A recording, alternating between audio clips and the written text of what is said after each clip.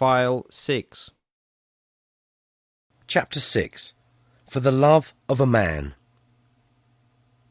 When John Thornton froze his feet in the previous December, his partners had made him comfortable and left him to get well, going on themselves up the river to get out a raft of saw logs for Dawson.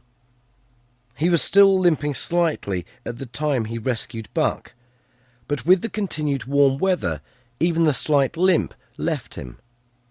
And here, lying by the river bank through the long spring days, watching the running water, listening lazily to the songs of birds and the hum of nature, Buck slowly won back his strength.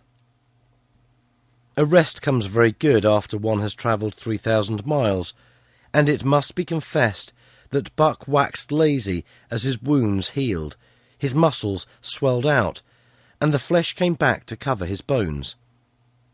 For that matter, they were all loafing, Buck, John Thornton, and Skeet and Nig, waiting for the raft to come that was to carry them down to Dawson. Skeet was a little Irish setter who had early made friends with Buck, who, in a dying condition, was unable to resent her first advances. She had the doctor trait, which some dogs possess, and as a mother cat washes her kittens, so she washed and cleansed Buck's wounds. Regularly, each morning, after he had finished his breakfast, she performed her self-appointed task, till he came to look for her ministrations as much as he did for Thornton's. Nig, equally friendly, though less demonstrative, was a huge black dog, half bloodhound and half deerhound, with eyes that laughed and a boundless good nature. To Buck's surprise, these dogs manifested no jealousy towards him. They seemed to share the kindliness and largeness of John Thornton. As Buck grew stronger, they enticed him into all sorts of ridiculous games, in which Thornton himself could not forbear to join. And in this fashion Buck romped through the convalescence and into a new existence. Love, genuine, passionate love, was his for the first time. This he had never experienced at Judge Miller's down in the sun-kissed Santa Clara Valley. With the judge's sons, hunting and tramping, it had been a working partnership. With the judge's grandsons, a sort of pompous guardianship, and with the judge himself a stately and dignified friendship. But love that was feverish and burning, that was adoration, that was madness, it had taken John Thornton to arouse. This man had saved his life, which was something, but further, he was the ideal master. Other men saw to the welfare of their dogs from a sense of duty and business expediency. He saw to the welfare of his as if they were his own children, because he could not help it. And he saw further. He never forgot a kindly greeting or a cheering word, and to sit down for a long talk with them, gas, as he called it, was as much his delight as theirs. He had a way of taking Buck's head roughly between his hands and resting his own head upon Buck's, of shaking him back and forth, and the while calling him ill names that to Buck were love names. Buck knew no greater joy than that rough embrace and the sound of murmured oaths, and at each jerk back and forth it seemed that his heart would be shaken out of his body, so great was its ecstasy. And when released, he sprang to his feet, his mouth laughing, his eyes eloquent, his throat vibrant with an unuttered sound, and in that fashion remained without movement. John Thornton would reverently exclaim, "God, you can all but speak!" Buck had a trick of love expression that was akin to hurt. He would often seize Thornton's hand in his mouth, and close so fiercely that the flesh bore the impress of his teeth for some time afterwards. and as Buck understood the oaths to be love words, so the man understood this feigned bite for a caress. For the most part, however, Buck's love was expressed in adoration. While he went wild with happiness when Thornton touched him or spoke to him, he did not seek these tokens. Unlike Skeet, who was wont to shove her nose under Thornton's hand and nudge till petted, or Nig, who would stalk up and rest his great head on Thornton's knee, Buck was content to adore at a distance. He would lie by the hour, eager, alert, at Thornton's feet, looking up into his face, dwelling upon it, studying it, following with keenest interest each fleeting expression, every movement or change of feature. Or, as chance might have it, he would lie farther away, to the side or rear, watching the outlines of the man and the occasional movements of his body.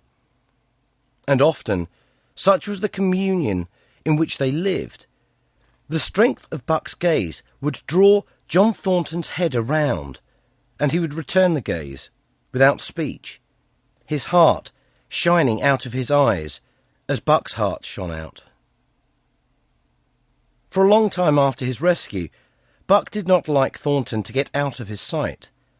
From the moment he left the tent to when he entered it again, Buck would follow at his heels.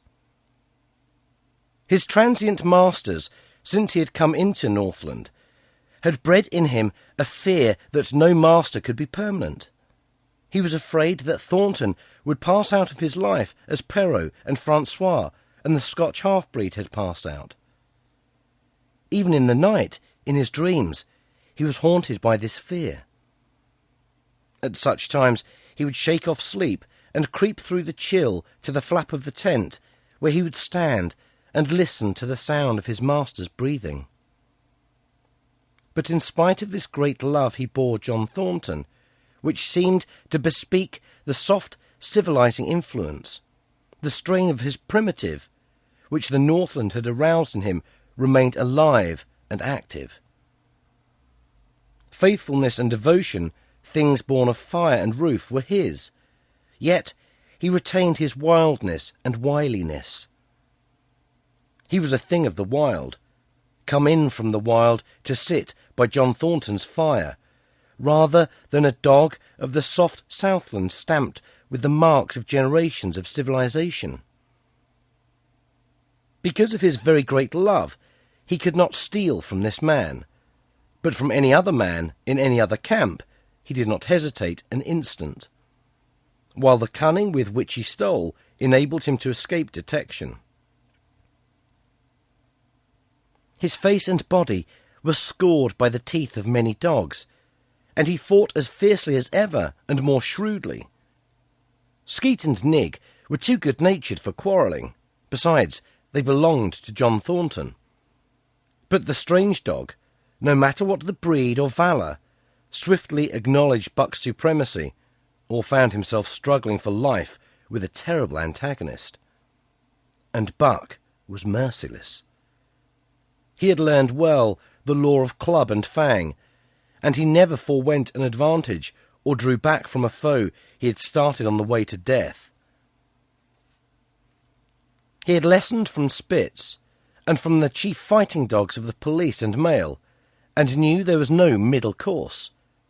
He must master or be mastered, while to show mercy was a weakness. Mercy did not exist in the primordial life. It was misunderstood for fear, and such misunderstandings made for death. Kill or be killed, eat or be eaten was the law, and this mandate, down out of the depths of time, he obeyed. He was older than the days he had seen and the breaths he had drawn. He linked the past with the present, and the eternity behind him throbbed through him in a mighty rhythm to which he swayed as the tides and seasons swayed. He sat by John Thornton's fire, a broad-breasted dog, white-fanged and long-furred. but behind him were the shades of all manner of dogs, half-wolves and wild wolves, urgent and prompting, tasting the savour of the meat he ate, thirsting for the water he drank, scenting the wind with him, listening with him, and telling him the sounds made by the wildlife in the forest, dictating his moods, directing his actions, lying down to sleep with him when he lay down, and dreaming with him and beyond him, and becoming themselves the stuff of his dreams. So peremptorily did the shades beckon him, that each day mankind and the claims of mankind slipped farther from him. Deep in the forest a call was sounding, and as often as he heard this call, mysteriously thrilling and luring, he felt compelled to turn his back upon the fire and the beaten earth around it, and to plunge into the forest and on, he knew not where or why. Nor did he wonder where or why. The call sounded imperiously, deep in the forest. But as often as he gained the soft unbroken earth and the green shade, the love for John Thornton drew him back to the fire again. Thornton alone held him. The rest of mankind was as nothing. Chance travellers might praise or pet him, but he was cold under it all, and from a too demonstrative man he would get up and walk away.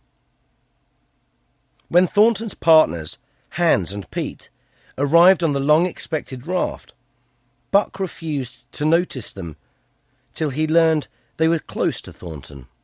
After that he tolerated them in a passive sort of way, accepting favours from them as though he favoured them by accepting. They were of the same large type as Thornton, living close to the earth, thinking simply and seeing clearly.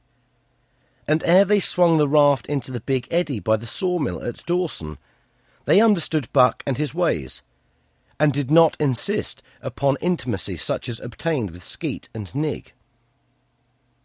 For Thornton, however, Buck's love seemed to grow and grow. He, alone among men, could put a pack upon Buck's back in the summer travelling. Nothing was too great for Buck to do when Thornton commanded. One day they had grub-staked themselves from the proceeds of the raft and left Dawson for the headwaters of the Tanana. The men and dogs were sitting on the crest of a cliff, which fell away straight down to naked bedrock 300 feet below. John Thornton was sitting near the edge, Buck at his shoulder. A thoughtless whim seized Thornton, and he drew the attention of Hans and Pete to the experiment he had in mind. "Jump, Buck!" he commanded, sweeping his arm out and over the chasm. The next instant he was grappling with Buck on the extreme edge, while Hans and Pete were dragging them back into safety. "It's uncanny," Pete said, after it was over and they had caught their speech. Thornton shook his head. "No, it is splendid. And it is terrible too. Do you know, it sometimes makes me afraid." "I'm not hankering to be the man that lays hands on you while he's around," Pete announced conclusively, nodding his head towards Buck. "By jingo," was Hans's contribution. "Not myself either." It was at Circle City, ere the year was out, that Pete's apprehensions were realised. Black Burton, a man evil-tempered and malicious, had been picking a quarrel with a tenderfoot at the bar when Thornton stepped good-naturedly between. Buck, as was his custom, was lying in a corner, head on paws, watching his master's every action. Burton struck out, without warning, straight from the shoulder. Thornton was sent spinning and saved himself from falling only by clutching the rail of the bar. Those who were not looking on heard what was neither bark nor yelp, but a something which is best described as a roar, and they saw Buck's body rise up in the air as he left the floor for Burton's throat. The man saved his life by instinctively throwing out his arm, but was hurled backward to the floor with Buck on top of him. Buck loosed his teeth from the flesh of the arm and drove in again for the throat. This time the man succeeded only in partly blocking, and his throat was torn open. Then the crowd was upon Buck, and he was driven off. But while a surgeon checked the bleeding, he prowled up and down, growling furiously, attempting to rush in, and being forced back by an array of hostile clubs. A miners' meeting, called on the spot, decided that the dog had sufficient provocation, and Buck was discharged. But his reputation was made, and from that day his name spread through every camp in Alaska. Later on, in the fall of the year, he saved John Thornton's life in quite another fashion. The three partners were lining a long and narrow poling boat down a bad stretch of rapids on the 40-mile creek.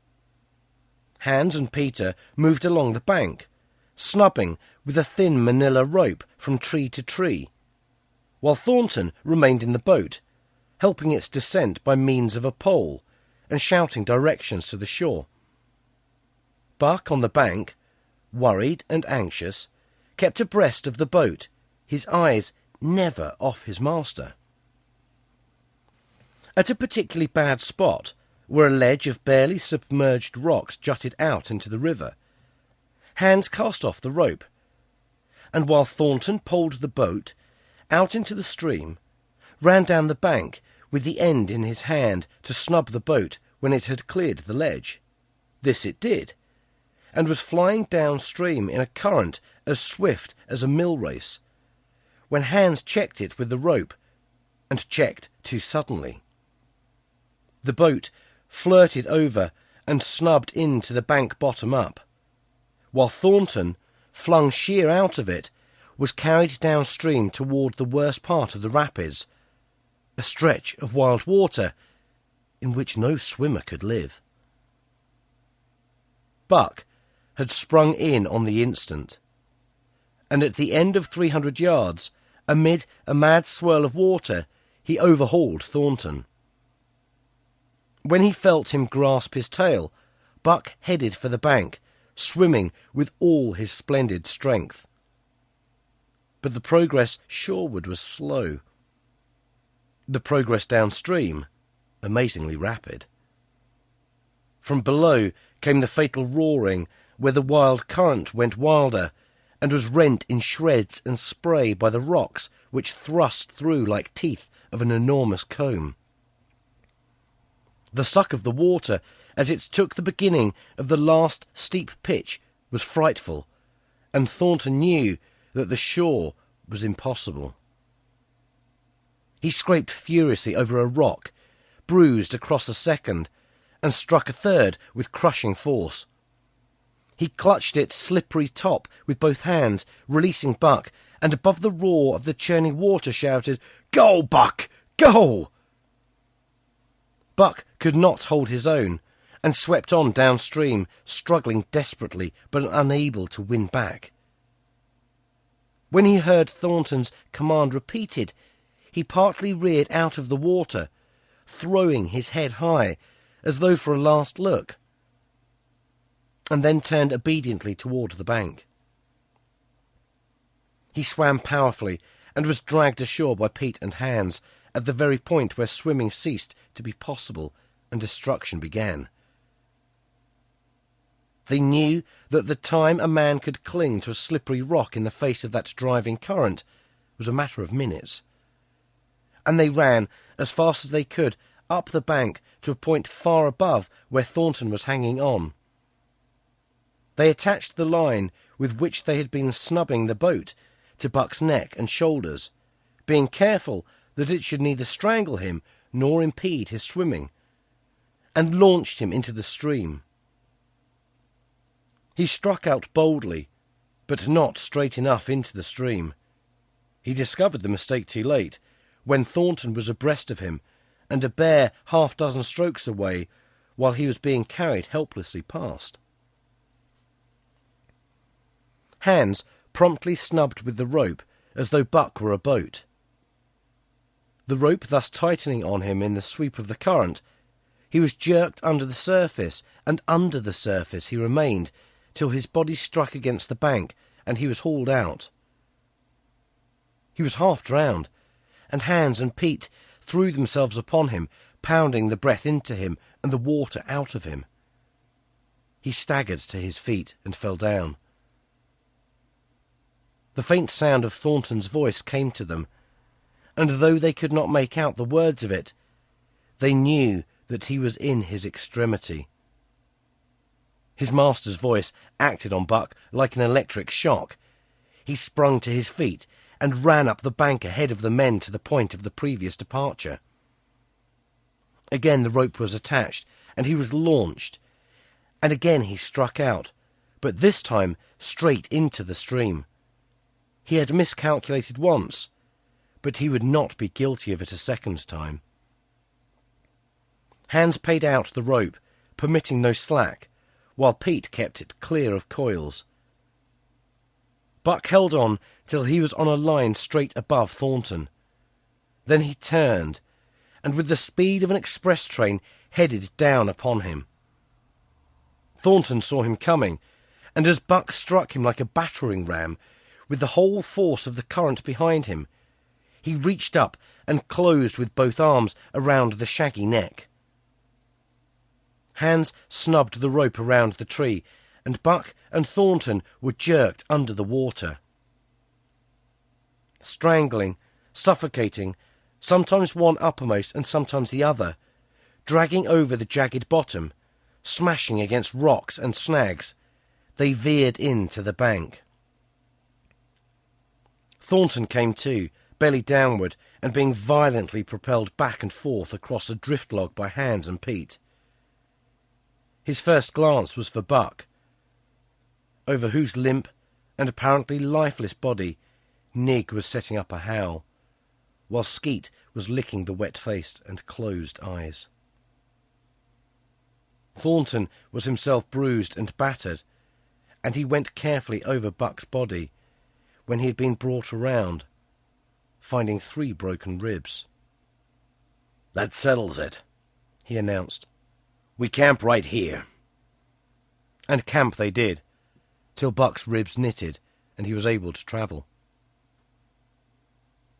That winter at Dawson, Buck performed another exploit, not so heroic perhaps, but one that put his name many notches higher on the totem pole of Alaskan fame.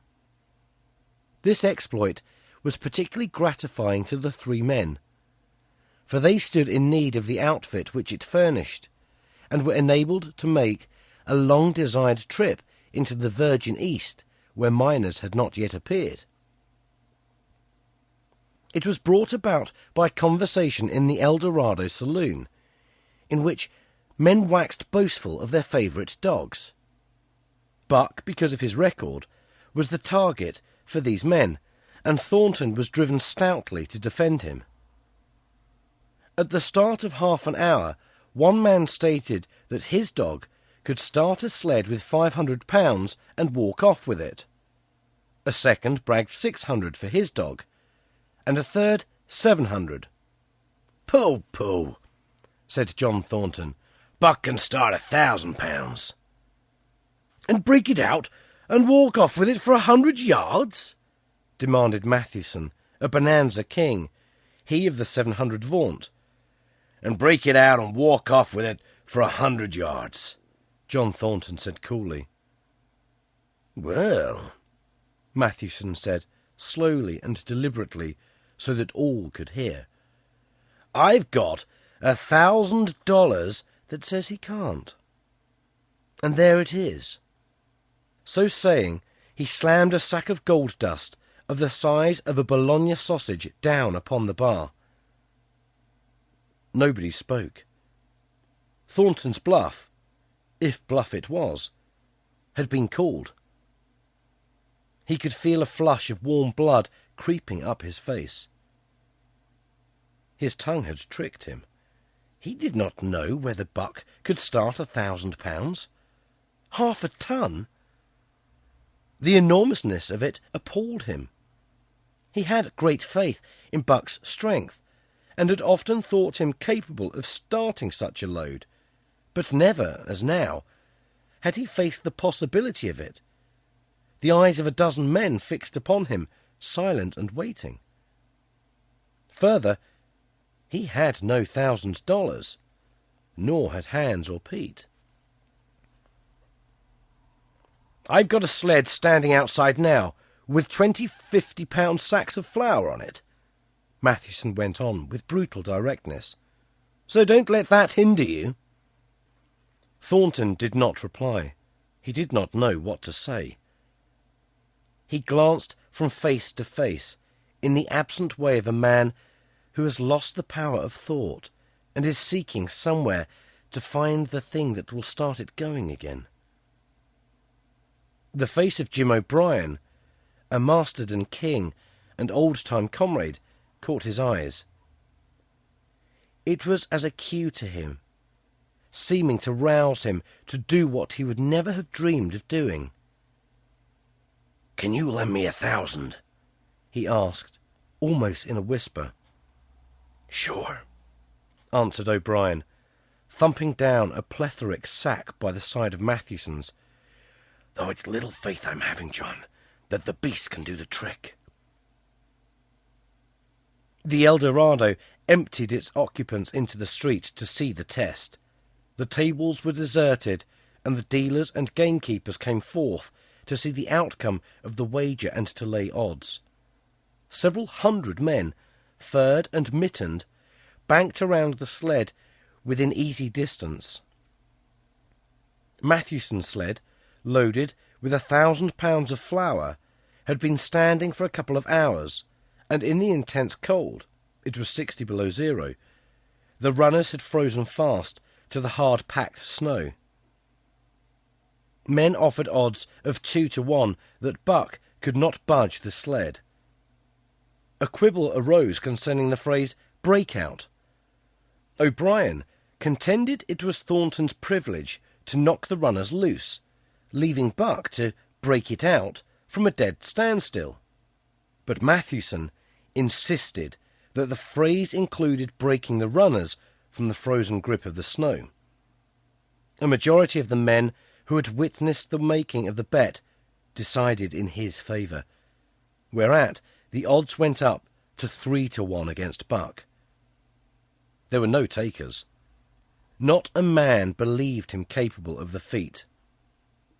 Thornton had been hurried into the wager, heavy with doubt, and now that he looked at the sled itself, the concrete fact, with the regular team of 10 dogs curled up in the snow before it, the more impossible the task appeared.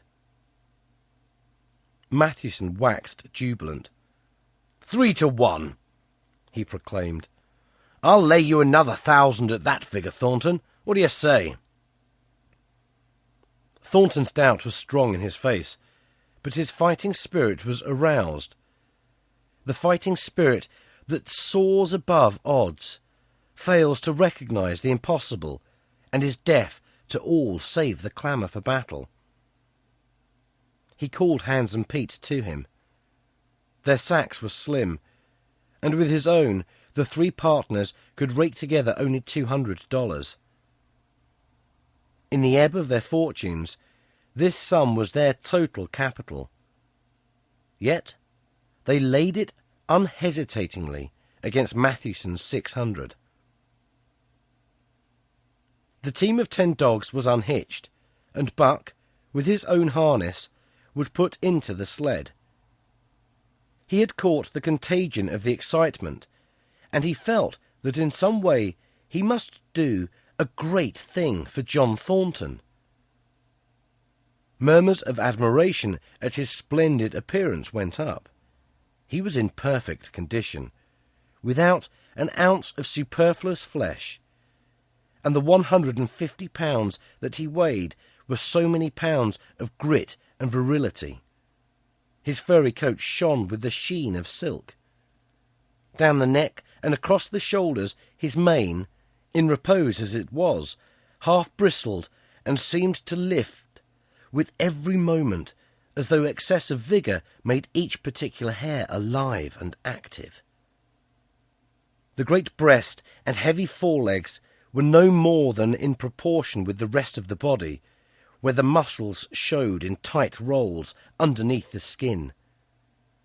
Men felt these muscles and proclaimed them hard as iron, and the odds went down to 2 to 1. "Gad, sir," stuttered a member of the latest dynasty, a king of the Skookum benches. "I offer you 800 for him, sir, before the test, sir. 800, just as he stands." Thornton shook his head and stepped to Buck's side. "You must stand off from him," Mathewson protested. "Free play and plenty of room." The crowd fell silent. Only could be heard the voices of the gamblers vainly offering 2 to 1. Everybody acknowledged Buck a magnificent animal, but 20 50-pound sacks of flowers bulked too large in their eyes for them to loosen their pouch strings. Thornton knelt down by Buck's side. He took his head into his 2 hands and rested cheek on cheek. He did not playfully shake him, as was his wont, or murmur soft love curses, but he whispered in his ear, "As you love me, Buck, as you love me," was what he whispered. Buck whined with suppressed eagerness. The crowd was watching curiously. The affair was growing mysterious. It seemed like a conjuration. As Thornton got to his feet, Buck seized his mittened hand between his jaws, pressing in with his teeth and releasing slowly, half reluctantly. It was the answer in terms not of speech, but of love. Thornton stepped well back. "Now, Buck," he said. Buck tightened the traces, then slacked them for a matter of several inches. It was the way he had learned. "Gee!" Thornton's voice rang out, sharp in the tense silence. Buck swung to the right, ending the movement in a plunge that took up the slack, and with a sudden jerk arrested his 150 pounds. The load quivered, and from under the runners arose a crisp crackling. "Ha!" Thornton commanded. Buck duplicated the manoeuvre, this time to the left. The crackling turned into a snapping, the sled pivoting and the runners slipping and grating several inches to the side. The sled was broken out. Men were holding their breaths, intensely unconscious of the fact. "Now, mush!" Thornton's command cracked out like a pistol shot. Buck threw himself forward, tightening the traces with a jarring lunge. His whole body was gathered compactly together in the tremendous effort, the muscles writhing and knotting like live things under the silky fur. His great chest was low to the ground, his head forward and down, while his feet were flying like mad, the claws scarring the hard-packed snow in parallel grooves. The sled swayed and trembled, half started forward. One of his feet slipped, and one man groaned aloud. Then the sled lurched ahead in what appeared a rapid succession of jerks, though it never really came to a dead stop again. Half an inch, an inch, 2 inches. The jerks perceptibly diminished. As the sled gained momentum, he caught them up till it was moving steadily along. Men gasped and began to breathe again, unaware that for a moment that they had ceased to breathe. Thornton was running behind, encouraging Buck with short, cheery words. The distance had been measured off, and as he neared the pile of firewood which marked the end of the 100 yards, a cheer began to grow and grow, which burst into a roar as he passed the firewood and halted at command. Every man was tearing himself loose, even Matthewson. Hats and mittens were flying in the air. Men were shaking hands, it did not matter with whom, and bubbling over in a general incoherent babble. But Thornton fell on his knees beside Buck.